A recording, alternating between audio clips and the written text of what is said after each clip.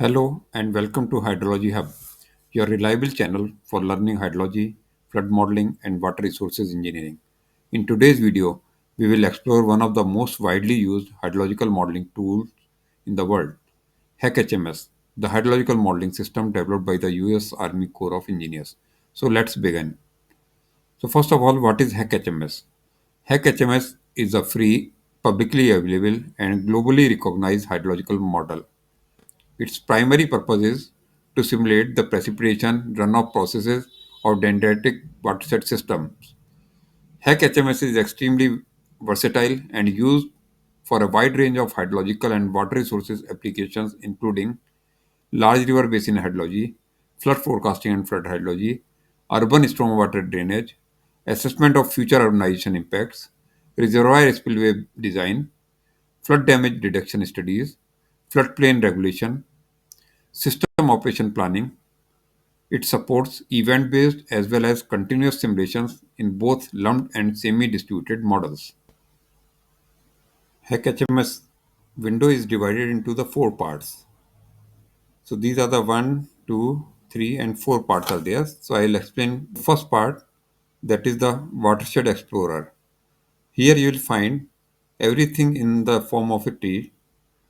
So once you click on a particular thing, so here in this one you'll find the component editor. So any component you if you select, so here an editor will open, so you can provide all the values what are needed in that component.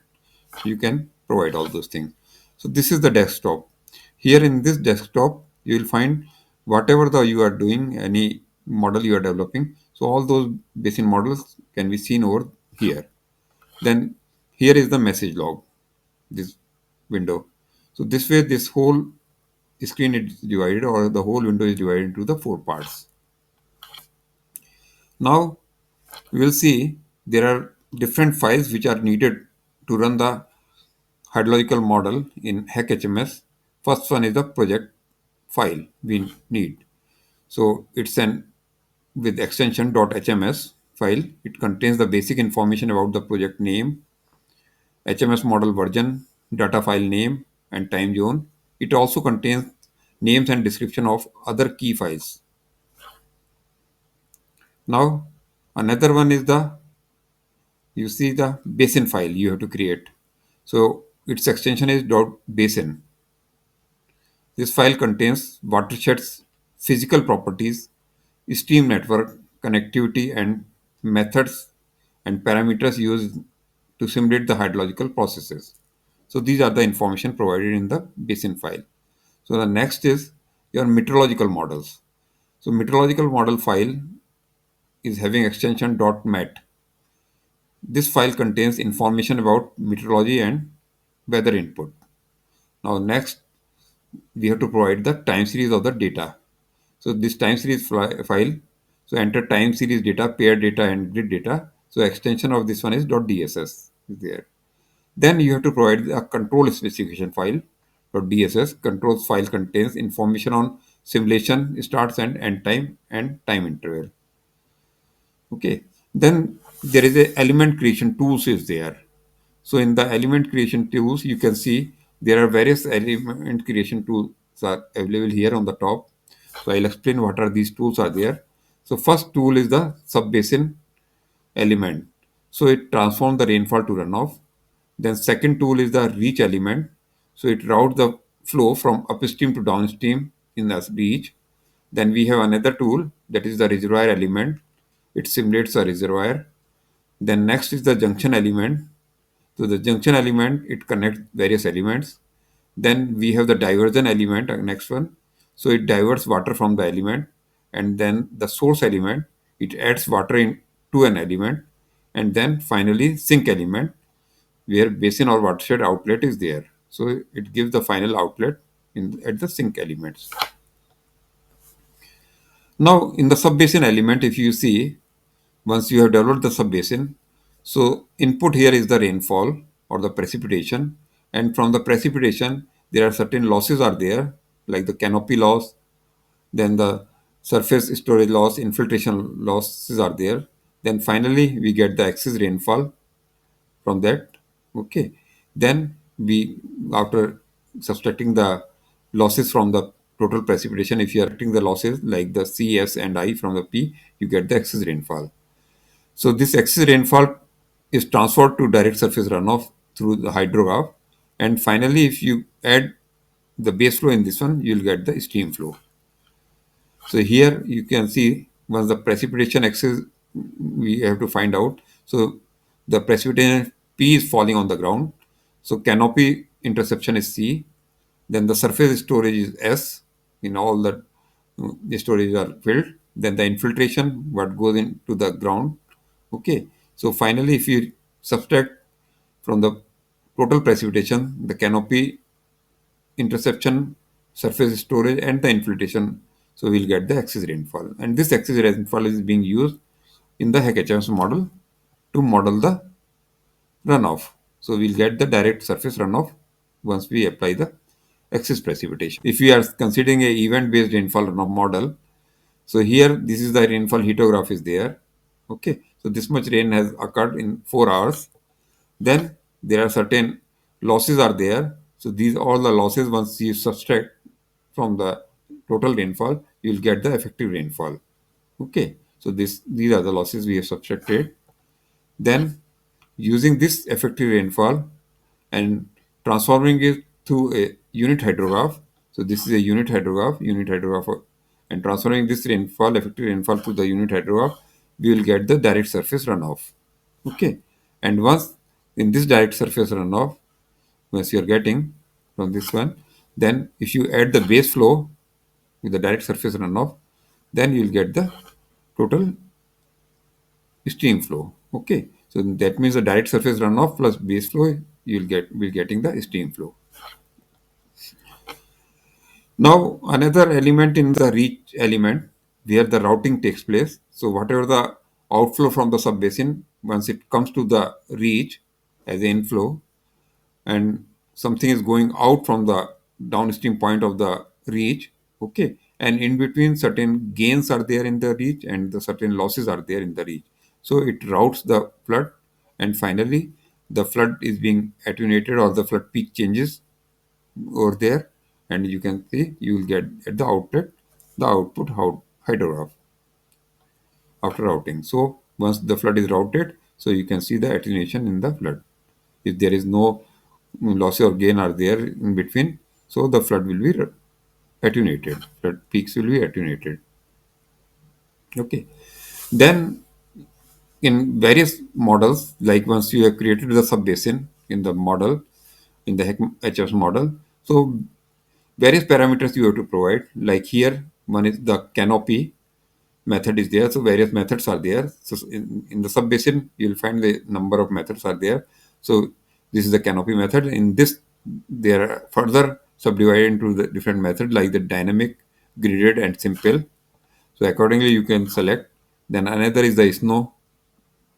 Here you have the energy budget, graded energy budget, temperature index, graded temperature index, and the graded hybrid. Then we have the surface method. There is a dynamic, graded simple or simple. You can select a particular method over there.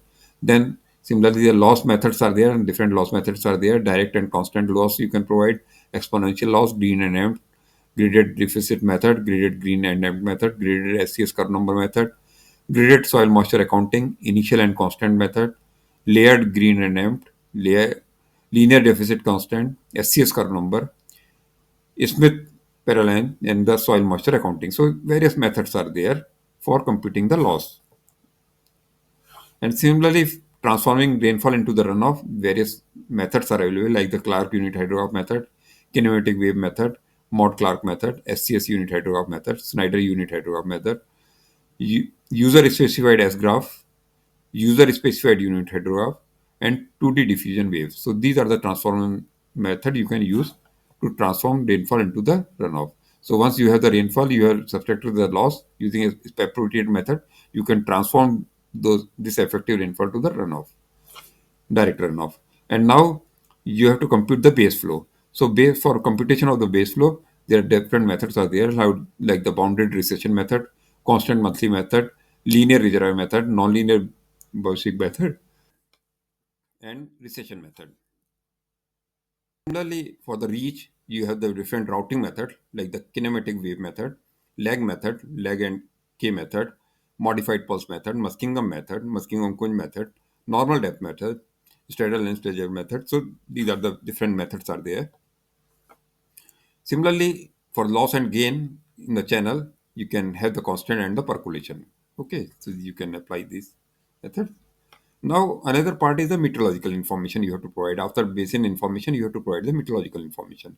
So, in the meteorological information, suppose we are providing the precipitation. One is the precipitation. So, for the precipitation also, you can select the frequency storm, gauge weights, graded precipitation, HMR 52 storm, hypothetical storm, inverse distance, specified hydrograph, and the standard project storms. Evapotranspiration, there are a number of methods are available. Means you can provide the annual ET data, graded Hargreaves data, graded Penman Montieth, and like that, a number of methods are available. Now, similarly for the temperature, you can provide the graded data, interpolated, and other kinds of the data. Similarly, we have for the wind speed, graded interpolated data, and specified anemograph data you can provide. For pressure, you can provide the barometric, graded, interpolated, or specified barograph data. Dew point also you can provide graded data, interpolated data, and other kinds of the data you can provide. Okay. Now, once you have provided all the data, okay, means you have created the project, then you have created the basin model, then the control specifications you have provided the meteorological data, time series data, so everything you have provided. Then finally you have to provide the control specification. You can see here the control specification is there. So the purpose of it controls the simulation time interval and simulation time period of the model. So here you have to provide the what is the simulation time period and the what is the simulation time interval. If you are working on the event model like hourly model, so you can provide the it's hourly. And now finally once you have provided all those things, you can go to the computation here. Okay, here is the computation is there. So just create compute and then create a simulation run. And once you will create the simulation run, it will create a run model over there, and then you can run the model and you can see the result. After create a compute, you have developed a run model. So here you will find that you can select your run model from here. So run one model I created, and then you can click over here to compute all elements. So it will compute all the elements, and successfully it has run. So now you can see the result from here, and then the results are available here. Okay, you can see different graphs and for different basins how much the rainfall is there, how much is the loss, and how much height the stream flow have come. Okay. Similarly, in the reach also you can see how the flood has been routed. In another basin, you can see what is the flow from the another basin, and finally at the outlet at sink how much flood is coming or how much flow is generated at that one. So you can see graphically as well in the tabular form, and then in the summary table all the results are there. So this way you can run the model, you have the basic idea about the HEC-HMS, how it works, what are the elements it is having. To create the model, we will show you in next lecture. Further lectures, you can see how we can develop a model in HEC-HMS. So thank you for watching the Hydrology Hub. Do subscribe the channel. If you like, press the like button. And for getting the notification for the further videos, you can click on the bell icon. Thank you very much. We'll meet in the next lecture.